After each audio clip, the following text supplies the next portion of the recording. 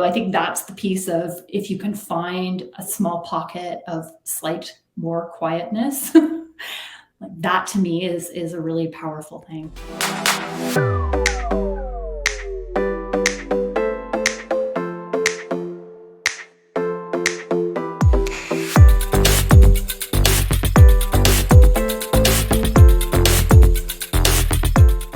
All right. Good morning, everybody. I hope everybody's got a nice cup of positivity to drink this morning.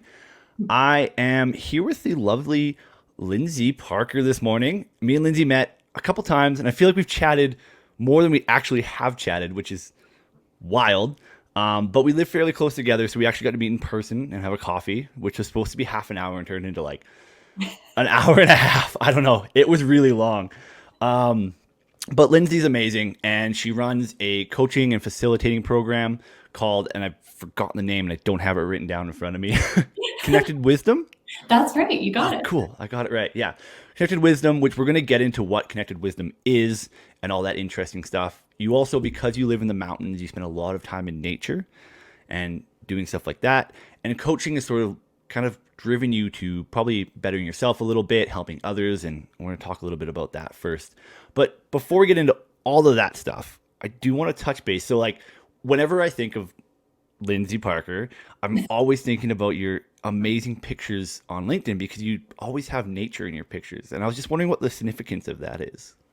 Yeah, I mean, I think first and foremost, I just take a lot of pictures. I spend a lot of time outside, so it's actually been interesting because I probably have 15,000 pictures on my iPhone, not all of which are nature, but it's they just sit there. So LinkedIn's become like an outlet for some of those, but it's been fascinating to see how people respond to the pictures because I get so many comments of like, "Wow, this place is amazing," and I'm often torn because I'm like, I literally just point a phone at something, and it's a great picture. Like I'm not a trained photographer.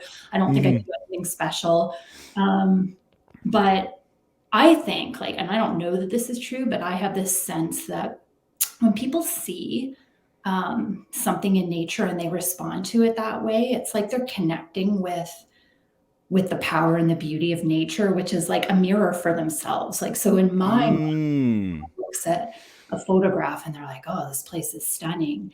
It's like, it's really a reflection of something in themselves that maybe they've lost sight of and want to reestablish that connection with. Um, I don't know that that's true, but it's certainly like when I put the photos out there now, it's something I hold of like, let's help people connect to that part of themselves again. Interesting. And do you think that has to do with the sort of raw kind of power that nature generally has on us, right? And that's been centuries. It's kind of had this way to make us feel and affected our mood and our energies and stuff like that. And it's interesting that even through digital space, you're getting that kind of feedback from people, Yeah. right? And that's just incredible, which kind of leads me to a question that is was going to ask farther on, but let's dive into it now because I think it's really cool. Yeah. Um, so we obviously live in a very beautiful part of the world. For those of you who don't know, for those of you listening, we live right near the Rocky Mountains. Lindsay actually had the benefit of living right in the middle of the Rockies. I have to look out my window and gaze at them from the distance, but I often spend a lot of time in them. So we live in this really cool kind of postcard space, right? We can, like you said, you can turn a corner, take a picture, and people are like, wow, it's an amazing picture. But I do want to get into what if people don't live in that environment? What if they live inner city? If they live in a different environment? Like, what should those people kind of do and how do they connect to nature? Yeah, and it's a great question because I was really reflecting on how fortunate I am that even when I lived, like I grew up in Vancouver, well, in the suburbs, but there's lots of forests in BC, right? So even when I spent years in downtown Vancouver, we have Stanley Park, which is this like giant urban park, and you can literally it's big enough that you can get into the forest and actually lose your sense of direction. People get lost Wow. in the park. I mean, they'll find their way out, but they have gotten lost in there. So I've always had that. But when I really think about like, what is it about nature? I think it's like there's ways that even just with access to like literally a tree, a patch of grass, we can find that it may not be as powerful as sitting by the ocean or sitting amidst the mountains, but it's a little piece of it. And I think it's for me, like, how do you engage your senses with that thing so that, like, to how varying degrees of how comfortable you might be, like touch the bark of a tree, engage your sense in that, listen to the sound of its leaves in the wind, and really like ground yourself in that energy of nature, even if it's just a little pocket. Like if you've got a little bit of grass, like take your shoes off, walking in the grass. Most urban centers do have park spaces, I think. That might be an overstatement. I mean, clearly I haven't been in every urban center. So it's entirely possible that it's not like that. Most that I've been in have something. I think it really is engaging as many of your senses as you can. And I think the biggest challenge in an urban center for me has been the noise factor. Because I think part of what I find particularly powerful about nature is stillness and silence and quiet. And it's not, I shouldn't say silence, it's a different kind of noise, right? Like it's a gentler, it's birds and wind and rivers sometimes, or ocean. Whereas in the city, it can be really hard to tune out traffic, sirens, those kinds of things. So you really, I think that's the piece of, if you can find a small pocket of slight more quietness, that to me is a really powerful thing. Yeah. It's interesting that you say that. So there's so many things I want to dissect in that, but let's talk first about that stillness that you're talking about. So actually, really quick, before we jump into that, I do want to encourage anybody who's in the chat right now. First off, good morning to you guys who are jumping in. If you are just getting in now, totally understand. By all means, please put in the chat how you guys interact with nature, because that would be an interesting thing to see as well. I know, like, for example, John's from Nigeria, so it'd be really interesting to see how you connect with nature in a different space, a very different landscape than what we have. Or if you live urban, where do you go? How do you get into those parks? How do you have that? To go back to the stillness, I know, so my mom recently moved from a very small town to a bit more of a busier center, also moved a lot closer to the noise of that busier center. And so she can go and still lives close to the forest, but like you said, there's still lots of noise. There's machinery, there's trains, there's helicopters. And she said that right away. She's like, I realized what I was missing is that stillness, silence. So what she actually did is bought noise canceling headphones and then puts on like a nature track to listen to as she's walking in the forest, so just to drown out that noise, right? Because even though visually she was in nature, audio was telling her otherwise. So she was like, I need to change this, which I thought was brilliant. I was like, awesome way to go for that. So cool. Yeah. And I was like, that's a powerful way to do that. If you are having that struggle, right? And then the other thing that I really loved that you said was like, take your shoes off, right? Put your feet in the grass, the dirt or whatever. And also for myself, that whole like touching the bark of a tree. I don't know what it is with nature when you connect to it like physically like that. Whether it's bending down to put your hand directly on the ground, right? Or a tree, or even just leaning back and like feeling the sturdiness of a tree. I find it so fascinating. And I definitely find myself sitting in the nature sometimes and just sitting up against a tree, putting my back against it, and kind of just, like you said, listening to the leaves, almost feeling the tree kind of move a little bit behind you as well, right? With the wind or whatever. And that connectedness, I think, is so powerful. And I'm curious, I guess, why you think it's so powerful. What do you think draws us to that? I think it's that we're actually, and you may have seen this in some of my posts, like we are made of the same stuff. Like we are I don't know, particles, atoms, whatever you want to call it, like the energy is all the same. And so I think there's a piece of it that's like, it allows us to get out of that headspace of like, I am this body, and like very detached from it, and really to feel that sense that like, I am this ball of energy, and this tree is energy. It seems solid, and it is to our sense of touch, but it's still energy. And when I lean against it, it's like, it's like when you hug a person, right? Like you feel something. Good Um, metaphor. Yes. and like that's what I sit with is, you know, if you've ever had an experience in nature where you've just been like blown away, um, and found yourself maybe even emotional or just like super calm, that's what, like, I think it's just like an energetic connection. Yeah, Oh, and then I was just gonna say Shannon's got a lovely post here about he's from Australia, but every time he drives into the Rockies, he gets that emotional response, right? yeah. So then he had to move closer, I think, which is really again, it's like how do I get more of that, right? How do I and if you have the ability to completely change the space you're in, totally do it. Because Yeah. what's interesting is I wanted to kind of segue into this a little bit is how does that help you with like, and this could be you or people you talk to or whatever. How does that help you with kind of dealing with intense emotions that you're feeling, or maybe help uplift you for the day? Like, what does it do to your like emotional energy, kind of having that Yeah. connection? Well, for me personally, it's really like it's a regulation thing.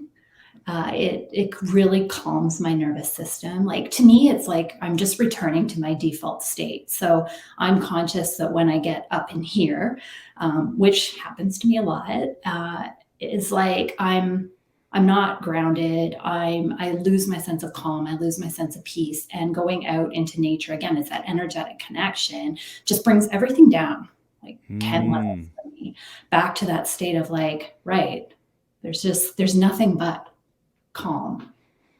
And it's like nature can be a mirror for that, right? And in the same way that, like, for an analogy's sake, you know, when you walk into a room and someone's like a ball of panic and stress, and you like it, you take it on. You feel it right away. Right? Yeah. You're just like, ooh, I don't want to be around this energy. But if you walk into a room with a calm person, you're just like, oh. And I think nature does that, but nature doesn't have that freneticness to it. Like it's, it is a calming force. So yeah, Mm-hmm. I think that's my sense of what other people respond to as well, is it just it it forces a bit of stillness.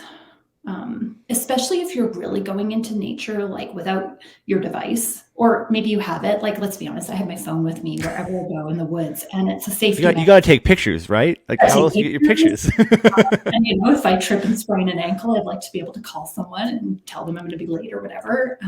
But I don't have. Hold on, wait. You just went, if I trip and sprain my ankle, I'm just going to tell somebody that I'm going to be late. Not, I want to be able to call for help. No. I just want to let them know that, hey, I have to drag myself out of the woods today. I might be a little bit late for our meeting. I don't know. I don't actually think search and rescue. I talk about this with my partner all the time because it's like if I called him and I said I've sprained my ankle, he can't really do anything, right? Yeah, Like they're at just the going to be like, end, suck it up, walk out. which is the same if I called search and rescue. I'm sure they'd be like, "Can you walk? Can you Yeah, hop? right. Get Can you hobble yourself?" out? And then do that. Yeah. Sorry to So segue you there. That was too it good. was a fair point, but yeah, Yeah. you know, it's just like that little safety device, but I don't have to be on my phone. And I think when we detach from all of those things and we really like notice and really like pay attention to the subtle things, and again, like I come back to the same stuff, engage our senses, it just decompresses us. And my sense is that's really what people respond to when they're out in the woods as well. Yeah. Have you ever been disconnected from that for a long time? Like, have you ever had to, whether it was going visiting friends in a city for like a week or whatever, have you ever had the polar opposite of that? And then Oh, for it sure. with that, like, what do you notice about yourself that changes when you get that experience?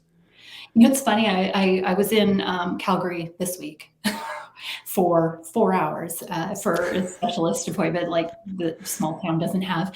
Um, and I was just like, oh, like I just felt myself getting into that tense state, like of shoulders up, and I just felt the need to rush. That was the most recent example, and it was just a short window, but I could feel the like, it's just it's not. the space that I like to be in. But certainly, like, it's funny because people assume, I think, I've always loved nature and really spent a ton of time in it. And I'd say it's been off and on. Like, my parents always had us out in nature as kids, but then I think from the time that I stopped camping with my parents, when you just kind of get old enough that you don't have to go anymore, I kind of, didn't really do much intentionally with nature for probably like a decade. Um, Wow.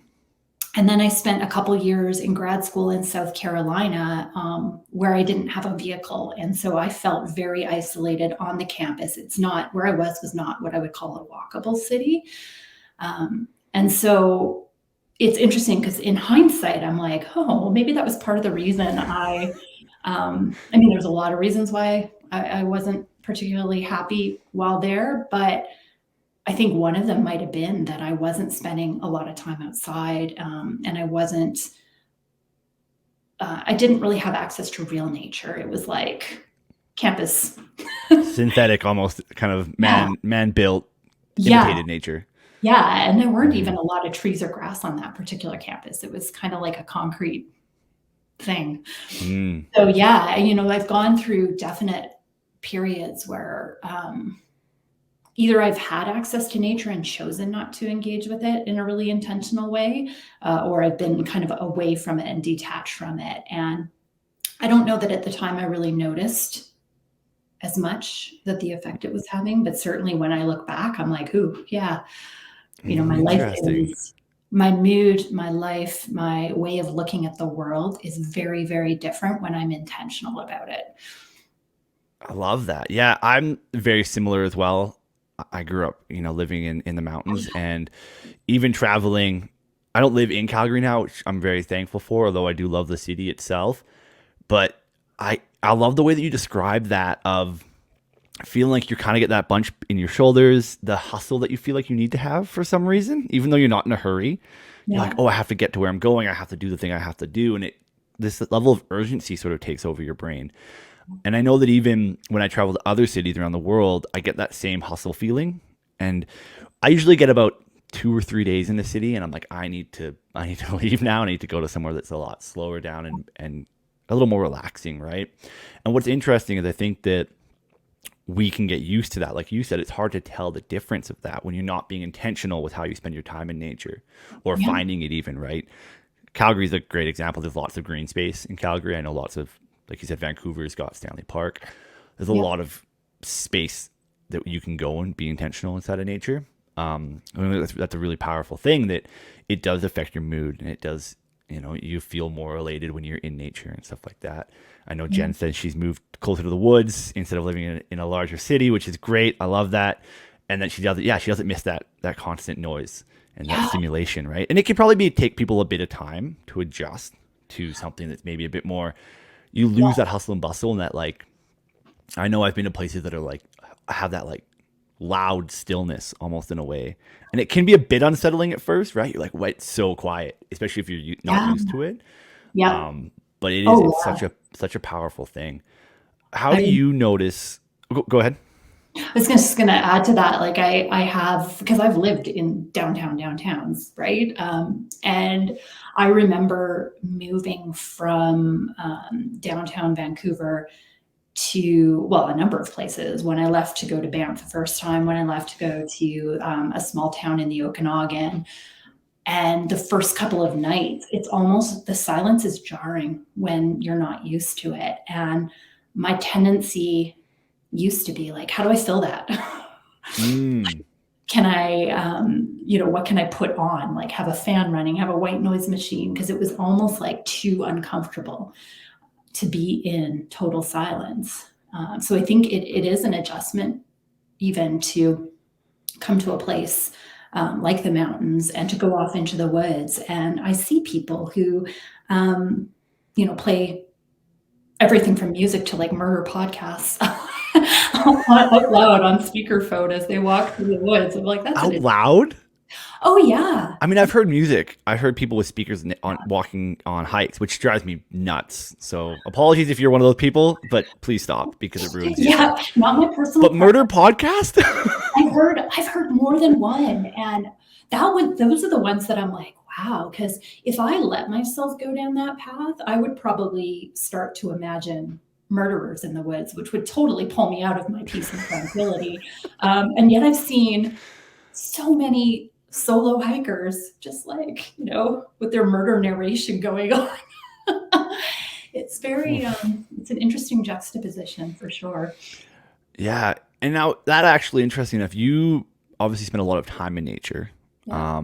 You can go on hikes daily and stuff like that. And I do want to ask you, like, what do you notice about people that changes? Maybe not when they're listening to music or murder mysteries, but when they're really out there and experiencing nature, right? How do you notice people's energy change, their emotions change? What are the standout things that you see happen as you pull people out of the loud embrace of a city or a Yeah. urban environment into nature? It's like, it's one of my favorite things, like particularly in the summer, because in the winter there's less people on the trails. But in the summer, like I love talking to people on the trails. That's one thing I love about hiking is that people say hi, like Oh, I didn't ever thought of that. everyone. Um, Almost, I shouldn't say everyone says hi. I think 99% of the time, even if it's just a hey, how's it going? But more often than not, there's little exchanges, right? Because sometimes you're passing someone or sometimes someone stopped to take a picture. And like I love when people say things like, this is amazing, isn't it? And you can tell they're visiting. So sometimes I'll start to ask, like, oh, where are you visiting from? And how long are you here for? And we end up having these beautiful little, like they're just little snippets of connection. But there's something in it that's just so lovely that we're connecting over this shared appreciation for the beauty that surrounds us. And you can see in their eyes, like, when you see someone who's like, whoa, I am blown away by what I'm seeing. And I see that like daily in the summer. Just, Wow. it can be out on a trail in the middle of nowhere, but it can just as easily be like we have a trail along the river in town that's super crowded, but you still see people stop and they're just like, whoa, there's a river running through downtown. Hmm. And I can just walk along it and there's a waterfall and they're just like blown away by it. And it's just to see people's eyes light up, like it gives me joy for one, but then so much hope for how we might start to take better care of Mm. our surroundings, our environment, globally, even. Even if someone's not from here, I think when you see and feel that power, you're like, oh, maybe we need to be more thoughtful about protecting this place. Yeah, I never thought of that, but yeah, I guess once you understand the power that it sort of has in a way, right? You begin to realize, oh, hold on a second, maybe this is more important than I realize it is, right? And having that ability to go find a place of stillness and quiet is so vitally important. And then I didn't actually think I was going to chit chat about this, but as we've been talking, I'm really curious. We talked a lot about like kind of short term going on a day hike, stuff like that. But I am interested as you spend a long term thing. So recently, me and my wife have started doing a lot more backpacking, 2, 3, 4 day backpacking trips. Mhm. And it's like the next level almost when you begin to be out of nature and away from a device. Maybe you have your phone to take pictures or whatever, but we usually have them on airplane mode just to save Yeah. battery. When you're away for that long, and not just what happens to you, but what kind of spurred this thought for me was that connection to people that you have. So you sit down at the table at the end of your hike or whatever with the people, and you're in this beautiful location, and you chat with people. And people are like more open, and like you said, they're a bit more smilier. I don't know if that's a word, um, We're gonna make it but one. yeah, sure. But you can just chat with them, right? I guess you have the shared experience at that point in time as well that you can use to break the ice and talk about. So I found that really, really interesting that it kind of exaggerates it as you spend more time in it, right? Oh. Hmm. So for you, because like I don't backpack, right? Like I've never gone on a backpacking trip, and it's 100% laziness of not wanting to. Like I'll put that out there.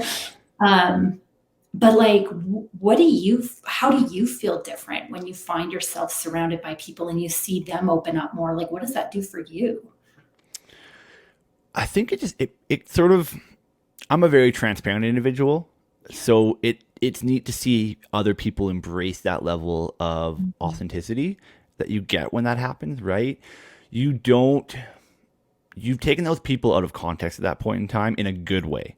You Mm. don't know where they live right away. You don't know what they do for work. They're where you're kind of all dressed the same Yep. even at that point in time because you're all wearing outdoor stuff because you want to be comfortable and lightweight or whatever. So Mhm. you get people really just you get them Yeah. and you don't get any of the other bits that you would generally see. The Yeah. all our book covers look the same, so you have to kind of open each person's book to understand them. I think that's what's really interesting about it is it levels the field almost in a way, and Yeah. you that's probably if I were to sum it up, that's what it feels like to me. Yeah.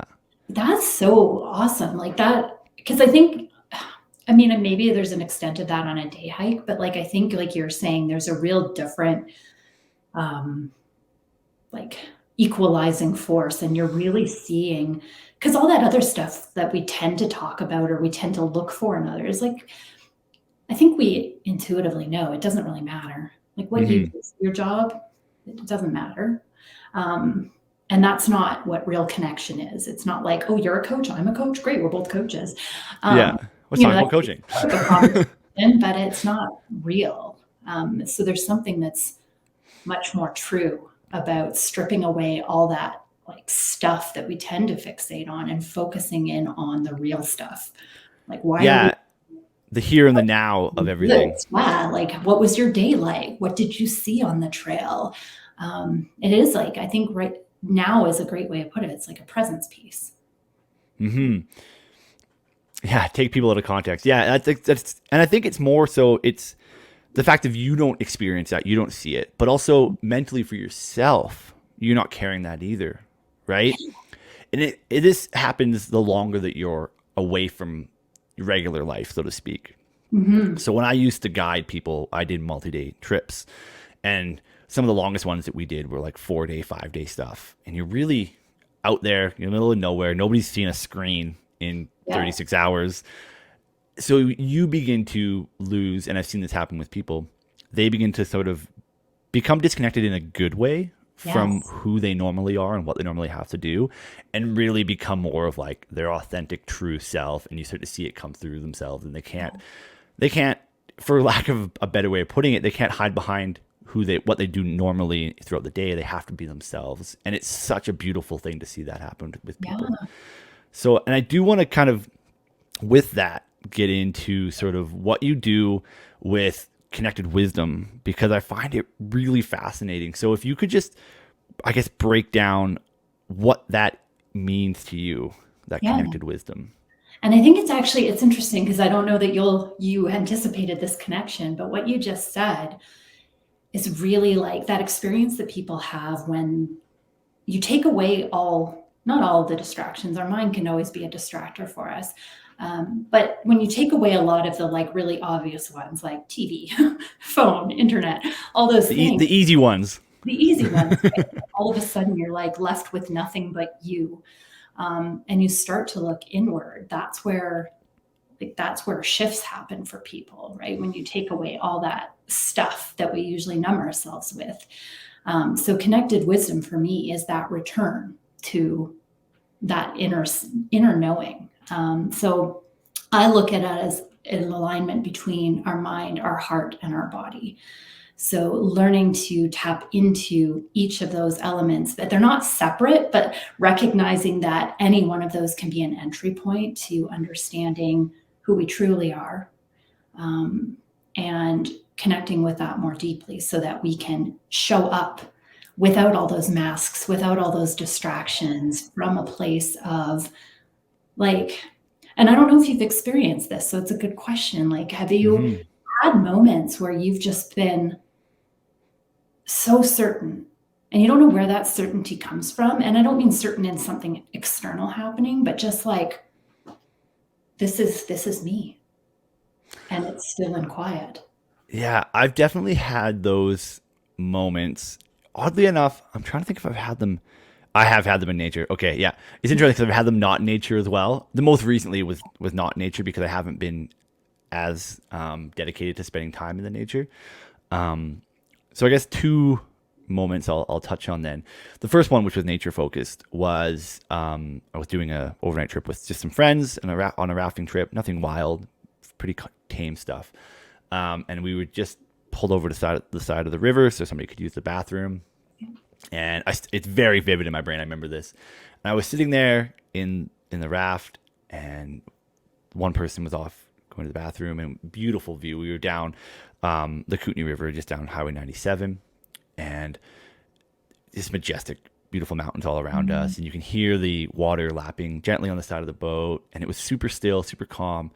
And I just remember going, this is why I get out here and do this kind of stuff, is for this just moment and feeling that cemented I need to do this for my own inner good, but also I had friends with me who had never done that experience before, and you could see them just soaking that in.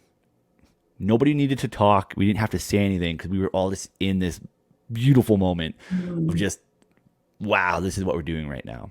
Yeah. So that was really interesting.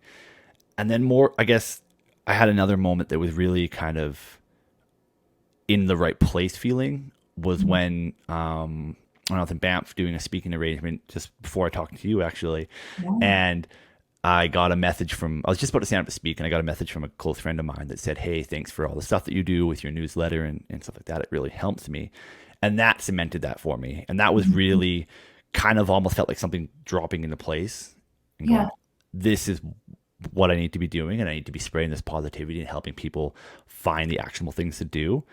And it's really an interesting sort of key drop in, almost in a way, right? We were like, okay, yeah, there it is. And it clicks. Yeah. Yeah. I like that. And like, because I imagine when that happens, or at least when I experience what I consider my moments of just like total clarity, is like all that noise goes away. And there's just like a nice sense of, like, it's like that sigh that you let out where you're just like, it's not a sad sigh, right? Like I always, I like to make that. It's a relief. Yeah. It's like a contentedness of just total, like, I'm accepting, like, this is acceptance of me, acceptance of this moment. And it's just, it just is like, I'm not thinking about past. I'm not thinking about future. And that's like, to the extent to which we can remind ourselves that that's actually, like, connected wisdom for me is, how do we help people understand, or how do I work with people to understand that's you. That's your natural state. And we talk a lot about default states in a way that I think is not actually our default state, right? Like, our default state is to be stressed by external things and to see threat. Our default state is to experience fear when the unknown comes. And I have been sitting with this belief or this question of, well, how are those beliefs serving us? And if we're really grounded in a sense of self, are we defaulting to fear? Or do we actually move with ease and more gentleness through the world? So that's a lot of the work that I do, is helping people really pay attention to two things. Like, what are the stories that we're living with that we have maybe not questioned? And some call those beliefs. And so it's, those words are maybe interchangeable.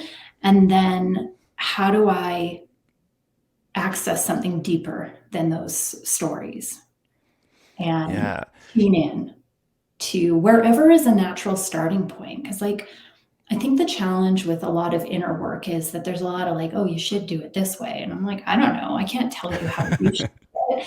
I know how I started, but I think there's entry points that can be in the heart, entry points that can be through the mind, entry points that can be through the body, but all of it's the same. So it's just, for me, thinking about how do I work with someone to understand where they can go to the most easily so that they can build on that and deepen their sense of self. That's amazing. What do you, so it's amazing that you probably guide people and help people through that. I don't know if guide is even the right word. No. I was like, I don't know if I like that word actually for it. So that wasn't like, like, I think it's a hard thing. Yeah, it is a hard thing. What do you think is something that people can sort of start doing, even just themselves at home, maybe after they listen to this, that they can do to sort of help themselves start making that connection to that inner wisdom, their connected wisdom that you talk about? Yeah, and I really do come back to stillness more often than not. Um, so I think interesting things happen. If you ever, and I've done this with myself, I've just challenged myself to sit in total silence with my eyes closed, because I find if my eyes are open, like I just look at things and then the mind starts going, right? For even to start with like 1 minute and just to notice like what actually comes up for you without judgment, without trying to change it, just starting to pay attention to the degree of discomfort that might exist there and what you might be trying to bring in to fill that space. So very And that's, meditative in a way.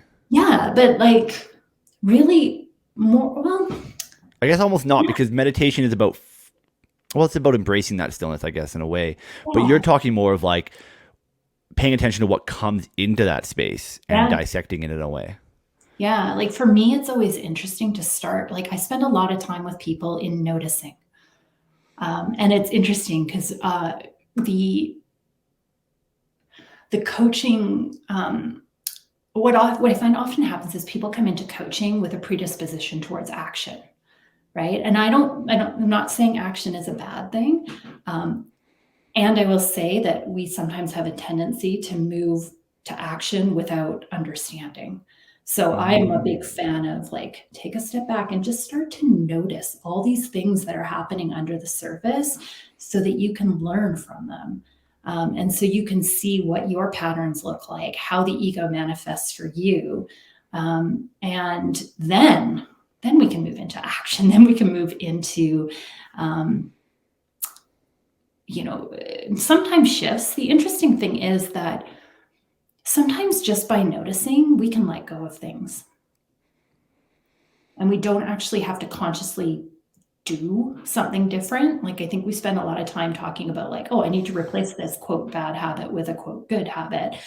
And I'm not saying there's not a place for that sometimes. And sometimes just by noticing like, oh, here's a pattern that I have, it loses its power. Oh, Like because you've given it like it's like, thought in a way. yeah, when I think some of the reasons some patterns continue to persist is like we don't even want to look at them. So there's shame attached to it, there's judgment attached to it. And the second we shine a light on some of those things, it's like there's a great, it's used in many books, but like writers will use the metaphor of like when you're a kid and you have a nightmare and you're afraid of monsters in the dark, what do your parents do? They come in, they turn the light on. They're like, hey, look, No there's monsters. under your bed. And then we're like, cool, we go back to sleep. We don't think about it again. And it may not happen that quickly with long-standing patterns, but there is something about shining the light on it and seeing like, oh, that's interesting. Wow, that's such a good way of putting it. That was beautifully. Yeah, You got that me tongue metaphor sort of was now. crazy powerful. I'm tapped Man, out. you floored me a little bit. That was really good. Um, do you think so? Obviously, when people like, I like that you said just do it for a minute or whatever like that, because, and you mentioned as well, it is something that people are going to feel uncomfortable doing right away. Mhm. It's that being like, oh, I need to pay attention to myself and listen to my inner self a bit more. But is it something that will get easier with practice as people do it, as they become more comfortable with that feeling of doing that? And what kind of begins to change as you become more comfortable with it? Yeah, it's a good question. I mean, so I don't know. I don't hold that, or maybe I'll make a distinction, which I don't actually know that you were trying to make, like, because it's Mm-hmm. not about for me like stopping the thoughts or trying to find like I don't even aim to find a quiet mind anymore. It's more about not attaching to things. So I think the more that we get in the habit of noticing, like you can do this beautiful thing about kind of like mindfulness or whatever you want to call it, is like I can be washing dishes. And if my focus is on washing dishes, I can use it as a way to understand, where does my mind go sometimes? What do I not pay attention to? What do I pay attention to? And I can start to notice those habitual things where, you start washing a dish and then you think about, oh, what do I need to do for dinner tonight? Or, what do I need to get ready for tomorrow? And then you're not in the present anymore. You pulled yourself right out of it. And to me, the art is just noticing that. It's not trying to stop it as much as just being aware of like, oh, hey, I wandered off in my brain and I can always pull myself back. Because that's like where I am, what I have been really working on in my life, and what most of my client work boils down to is how do we become more aware of our ego and when its little voice starts chirping, and just redirect. And it sounds like, well, that sounds lovely to be able to do that. But we tend to tell ourselves stories of like, well, that voice is so powerful. Like I can't control my mind from going there. And well, maybe your mind will go there. What I would say is, what value is it believing that you can't pull it back? So that mindfulness practice of like noticing where your mind goes and bringing it back to the present is just the same thing that you'll be doing if you notice like, oh, my ego is telling me I'm not good enough, or my ego is telling me that I'm not capable of this, is I can say, oh, that's the ego talking. Let me pull myself back. And what do you notice is the benefit of starting to do that, is of being more present and being more aware of your own internal thoughts and stuff like that? What are some of the benefits that come out of that? The biggest thing that for me personally is, so like, it's funny because actually just yesterday, and Sandra's on the call today. So hi, Sandra. Said in one of her comments to me that I'm so zen. And I had a good chuckle to myself because I have, if you ask my parents, if you ask my brother, if you ask even my partner, like, is Lindsay zen? Especially 2, 3, 4, 5 years ago, they'd be like, that is not the word we would use by a long shot. So for me, though, the shift has been like less reactivity. So I have been a highly reactive person to everything. Every little thing that someone would say to me, I might either blow up into something huge, or I'd react to with a ton of anger or frustration or hurt. And being more present has allowed me to let go of some of those attachments to things. And not always instantly. Like I posted the other day about this week, I had a small scenario occur that like hooked my ego, and I went with it. And I spent days kind of like not constantly thinking about it, but kind of coming back to it with a lot of annoyance. But I promise you that 5 years ago, I would have responded to that person's post right away. Super passively aggressively, and then probably would have spent 2 weeks like being self-righteous about it on the internet. So there's, it's not about, again, for me, it's not like, how do I stop that always forever? It's how do I become more aware of it? How do I lessen my reactivity? And that's been the big thing for me. And that opens up a lot more space for, like responding to things from the heart instead of the ego. That's a good line. I like that. Responding to things from the heart instead of from the ego. That's cool. And I guess getting yourself to that ability to, like you said, be less reactive gives you the ability to do that, to not be sort of reactive and immediately jumping on something in that sense of just sheer, like, maybe not a good emotion to use, right? Your negative emotion, your anger or something like that, instead of being like, okay, I'm going to settle down and come from a place of more understanding. Do you think that shift in yourself, because you said 4 or 5 years ago you were a different kind of individual, how much of that has come from helping others through the coaching process as well? Like, do you find a lot about yourself during that? I do now. So I was very fortunate that, and I'm trying to, like, I don't actually remember how many years ago it was now, but in the process of creating a program with an old boss of mine, like she introduced me to this gentleman who does, I don't even know what to describe or how to describe what he does, but I ended up working with him and had like a super instant transformational experience that really was like the kickstart to my whole process. And I've still had to stay in the work and in the practice for the last 4 years, because at first I thought, oh, I'm healed, I'm fixed. That's it. I'm done. I'm done. I don't have to do anything. And then, of course, like 3 months later, I crashed and burned and had this massive, like, they call it a dark night of the soul, where I felt like my world was falling apart and I had lost the magic that this person, at the time I thought, well, he gave me this magic, so now I have to keep going back. And then I learned, oh no, like that was there. And my work is, how do I tap into that when I need to, and more consistently? And so now when I work with clients, like I'm coming from a really different place than I used to. Because like when I first started coaching, and I think I said this to you when we met, like I wasn't coaching. You were just listening. I wasn't even listening. Or I was half listening, like I'll be honest, right? Like, and I'm talking 15 years ago in the corporate environment. Like I was like, let me show you how I can fix your problem. You were like just grabbing hands and pulling. Yeah. Yeah. A lot of advice giving, a lot of in my head being very right. And that obviously shifted over, a decade into a place of more like I am actually listening, but still from the place of like, I'm here to solve with you.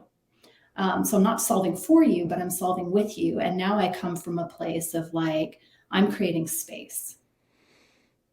That's such a good way to put it. And I learn, like, as you create space for people, like they step into it and they have, like I had a coaching client I wrapped up with earlier this summer. And she started in one of our conversations being like, oh, you've done this and you've done this for me. And I'm like, hold on, because like every insight that she had came from her talking and then finding her way to something where she would pause and be like, that's it. And half the time I wasn't even asking a question at that point. She just meandered her way to an answer. And what I learned from my clients is like, that's it, is that if you give people space, if they give themselves space, they will find their way and they will light up. And you can see it in people's eyes. Like that same thing I described with people on a hiking trail when they look at nature and they're like, bam. I have watched people go from like, when I say dull eyes, like, when people have like a sadness in their eyes to like lit up eyes.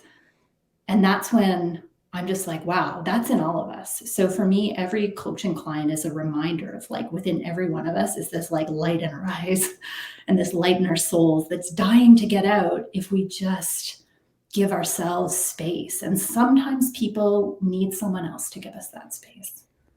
So does that go back to, because with Connected Wisdom, you talked about this thing called the real you. Is that kind of what that is, that bringing that real you out? Yeah. And I think, because it's like, again, like I'm stealing from spiritual teachers, right? Like this isn't like Lindsay stuff, is that we're finding our way home.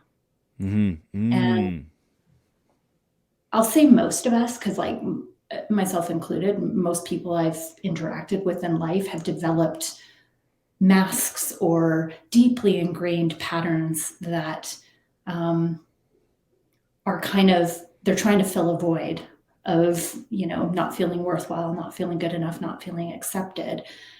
But none of that is you. Like the light of the soul is there and constant underneath everything always, or at least that's a Lindsay belief. And I hold that to be true. And so, yeah, a lot of the work with a client or with myself every day is like, how do I find my way back to that and strip away all the crap that I've piled on top of me and kind of suppressed, right? Like it's, if you, to use a backpacking analogy, right? Like imagine the weight that you're carrying. it's like taking off your backpack at the end of a 3-day thing. And you're like, wow, I'm light. I can jump now. I don't have this Yeah. 50 pounds of dead weight on my back anymore. It's amazing that you just used the backpack analogy. In one of my first meetings, I talked with a lovely gentleman in the name of Keenan Hart, and Mm. he used a very similar analogy with the backpack. And he talked about how we acquire the backpack, of how Right. we feel this need to have this backpack of stuff that we carry around. And as we walk around, we gather more stuff to put in our backpack so we can show people, hey, look at all this cool stuff in my backpack. And it's so neat that now here I am talking to you about how to take off of that backpack now. Yeah. How to let that stuff go. How to be like, you know what? I don't need all this crap. You know what I mean? And it doesn't need to be physical crap. It can be emotional as well, That's just right? it. And it's like, how do I drop this bag of emotional stuff that I'm just carrying around for some reason? Yeah. And so it's cool that it's kind of come full circle like that. Yeah. That you help people sort of remove their backpack, so to speak, or give them the space, anyways. Maybe the rock to Yeah. sit on to take the backpack off, right? To lean into the Yeah. metaphor. Yeah. What do you notice has changed about you over the last? We talked a little bit about it Yeah. over the last kind of 15 years or so. You said you've been coaching. What are some of the biggest changes that you can see about yourself from then to kind of who you are now? Yeah. I mean, it's a,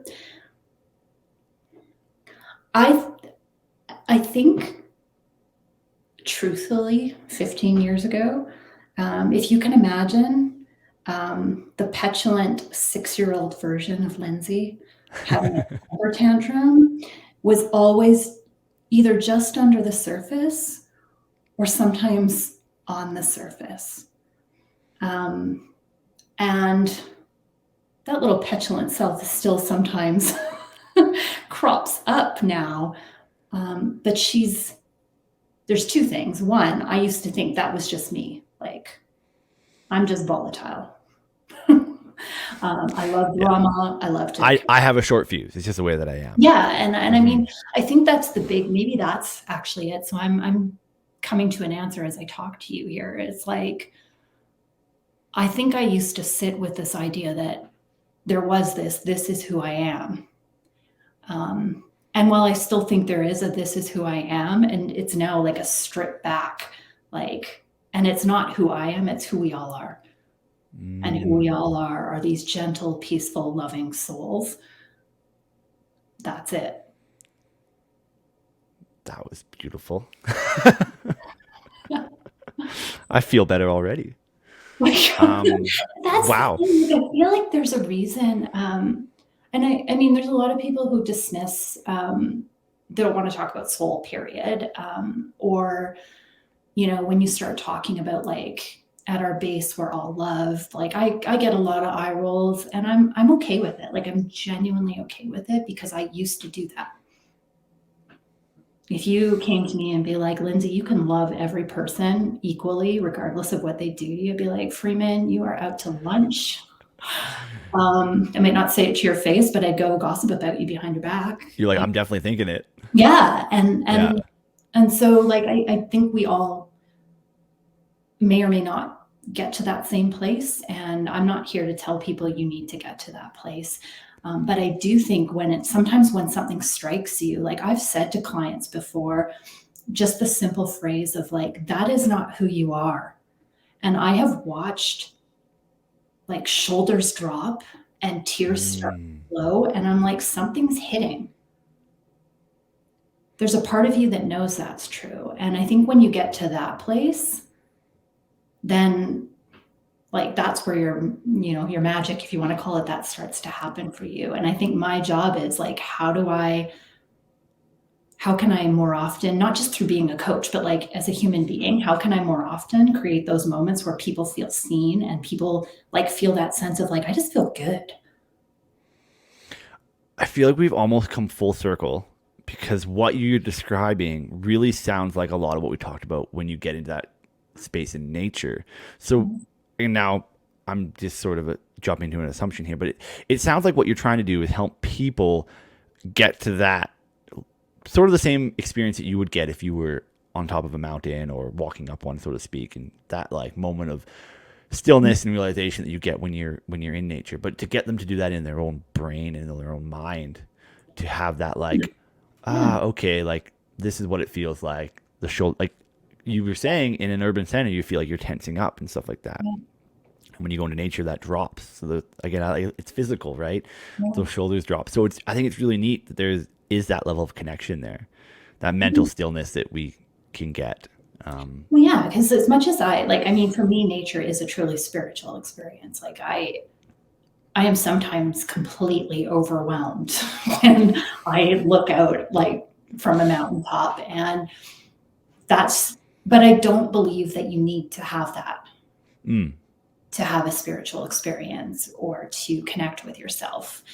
It's powerful for me, and I am equally, sure that I could drop someone else on the top of a mountain and be like, "That's nice, it's cool," but yeah, it might not be like a revelation for them. So I don't think you need nature to spark that sense of completely. wonder and that sense of connection with self. But I know for me, it's like it is like a bit of a battery recharge. Yeah, I just plug into nature. It is something that reminds me that I am not just this physical body. I am a part of something much larger. yeah. I think it's really important that people learn to find that as well. That I love the way that you put that. That finding the thing for you, it's nature that helps you recharge your battery. Finding the thing that helps them recharge their battery in a very true and kind of down to earth way. Yeah. So it's neat for you that it's plugging into nature. Maybe for some people, it's reading a powerful book. Maybe it's doing meditation, Yeah. a yoga class, right? So Yeah. it's cool that part of maybe what you do is helping people sort of find that thing that they need to do Yeah. as well to recharge the battery, reset, kind of let some stuff go. It's really, really fascinating. And I got to commend you for doing it and helping people in that way because I think it's something really important, especially as we get into busier and busier times as a society. We tend to move very fast. We tend to be distracted by things all the time. So helping people find that ability to find the stillness and calm in their own mind is a phenomenal work. So hats off to you for taking on that challenge. It's really cool. What Thank do you. you notice? How do you when you described seeing people find that moment and the light come back on in the eyes and the shoulders kind of drop again? How do you feel when that happens? You know, it's it's probably it's like a shared sense of, I don't know the word. Like I'm really struggling to find a word, but like I just feel like with them. Mm, Like I really feel, because I think I see myself in that experience, and yeah, there's just something like anytime you see someone light up, like it's at a simplistic level, it's the same like if you ever watch a child open a gift and they get super excited and you see that light, like that's maybe more surface level, but there's like this joy that when you see it, you can't help but feel it at a really deep level. And that's kind of like, I think I just feel supremely connected with those people in that moment. yeah, that's really interesting. So I just read the other day um, about well, this is hard to say. I hate this word. Mirror neurons. Oof, putting those two words together is Oh, tough, yeah. right? And Yeah. that's part of it, right? The fact that when somebody feels something, and you get this through a digital space, even Yeah. we have neurons in our own brains that light up in response to that. It's why we yawn when people yawn. It's why we smile Mhm. when people smile at us because our brains are reacting to that. So it's interesting that even on such a spiritually deep level, you get that still as well. You get that kind of reflection almost happening, which is so fascinating. And part of the reason why I'm such a big advocate on people helping others, right? Because it does, in a way, completely makes you feel a certain way. And that's not maybe why we do it, obviously, but it is a neat kind of reciprocating factor that you get, Yeah. an added bonus, so to speak, of Yeah. helping people, right? Is an own little uplifting of yourself as well, which is Yeah. obviously not why we do it. I want to be very clear here, but it certainly is an interesting byproduct Yeah, of what I mean, I happens. think it's that's such an interesting. I don't know if you've seen that Friends episode where I don't know if you watched Friends, but Phoebe's I trying was to never find a like big the Friends. one unselfish act, Okay, yeah.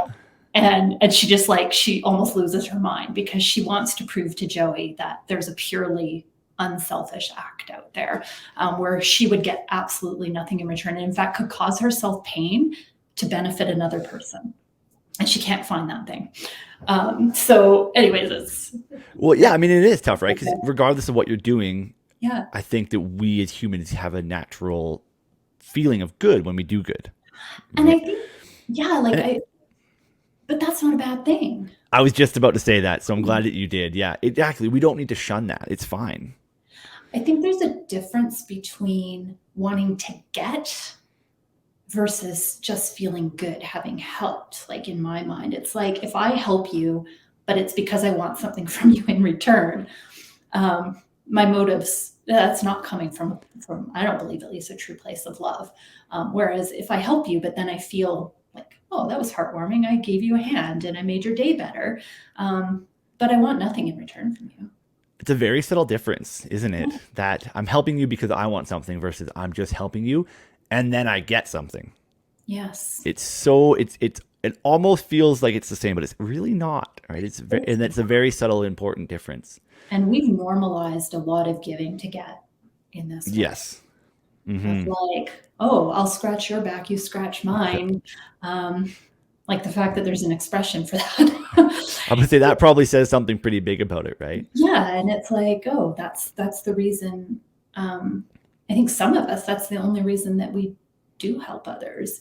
But I like to think that if we really connect with our heart and really notice, like, oh wow, like helping another person, it's a connection.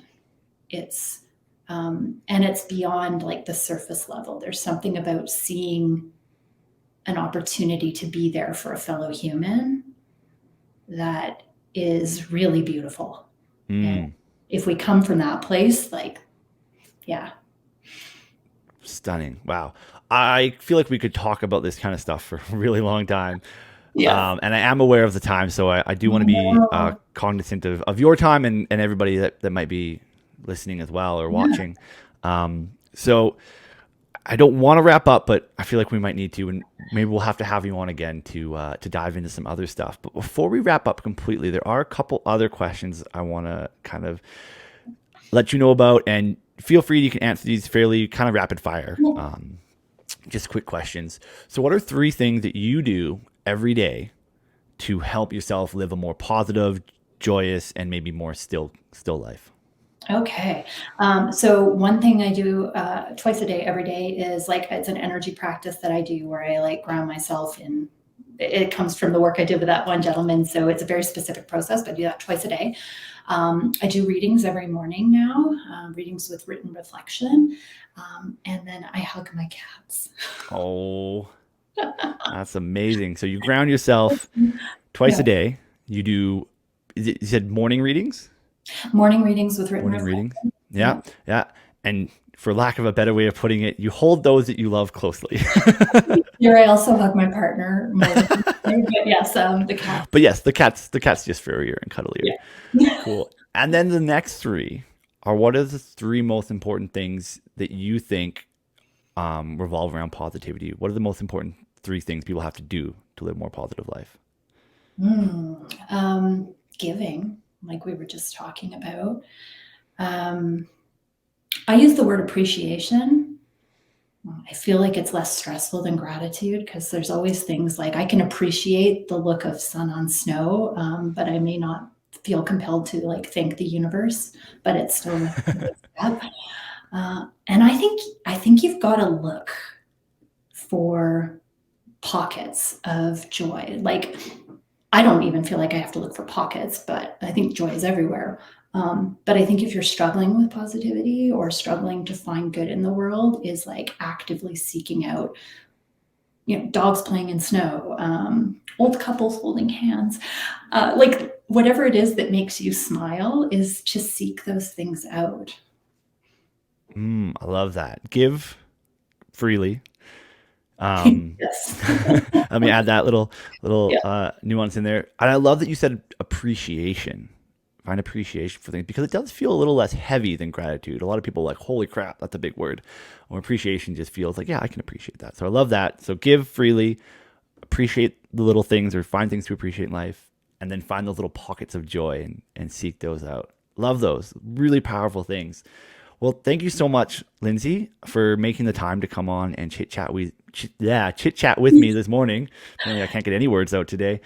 I really appreciated the chit chat. I loved Yeah. this conversation. We definitely didn't go to all the areas I thought we would, but some areas that I think are really important. Yeah. And I hope that people listening, got some insight, got some actionable things, help finding yourself, take those minutes in your day to close your eyes, feel that stillness, I think is really important.